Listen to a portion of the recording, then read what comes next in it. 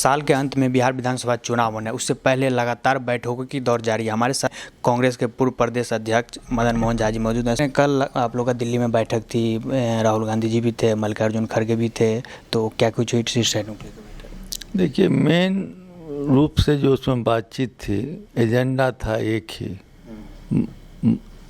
मतदान का जो सिस्टम बना रहा है, जो पुनर्निरीक्षण कर रहा है वोटर लिस्ट का, उसमें काफ़ी गड़बड़ी है। और हम समझते हैं जो गरीब तबके के लोग हैं, जो अपने रोजी रोटी के लिए बिहार से के अनएम्प्लॉयमेंट के चलते जो बाहर पलायन कर गए हैं, जो मतदान में या पर्व त्यौहार में ही यहाँ आते हैं, उनको वोट से वंचित करने की साजिश चल रही है।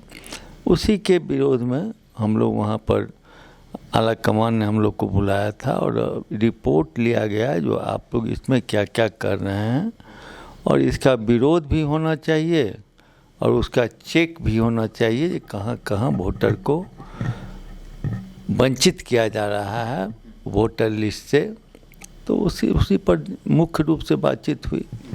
बात करें, पहले पटना में बैठक हुई थी, कल दिल्ली में बैठक हुई और लगातार बैठक आपका दौर जारी है, तो सीएम फेस को लेकर क्या कहना है? नहीं, सीएम के फेस पर तो कल कोई बातचीत हुई नहीं।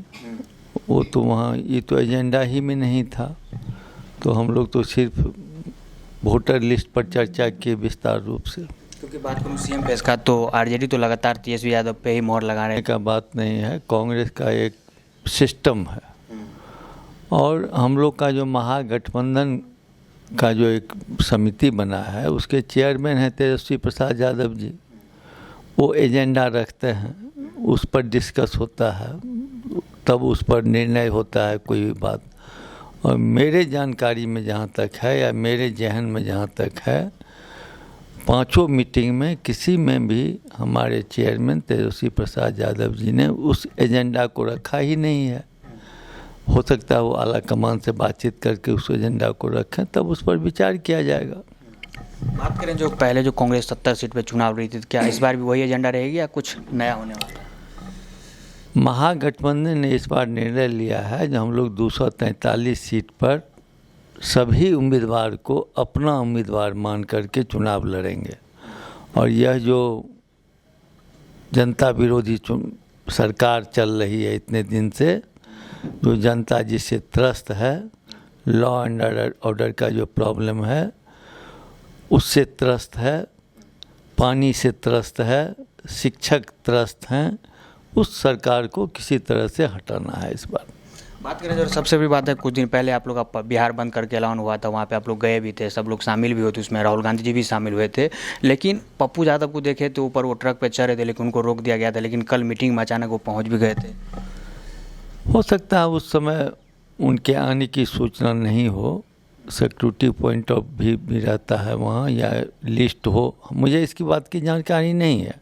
हम आप लोग के न्यूज़ चैनल में देखे थे जो गिर गए थे, तो हो सकता है उसमें उनके आने की सूचना नहीं हो, नाम नहीं हो, ये हम इस पर विस्तार पूर्वक नहीं बता सकते हैं।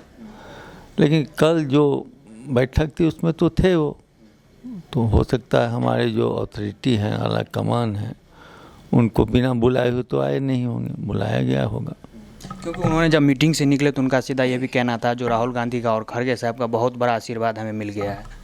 नहीं, आशीर्वाद तो ठीक है, आशीर्वाद मिला हुआ तो अच्छी बात है, इस पर कोई कमेंट नहीं। जब आला कमान का किसी को भी आशीर्वाद मिल जाएगा तो अच्छी बात है, उसमें हम लोग को इस पर कोई कमेंट नहीं करना। बहुत बहुत शुक्रिया। वीडियो जर्नलिस्ट राजविंदर के साथ दीपक झा, श्री न्यूज़, दिल्ली।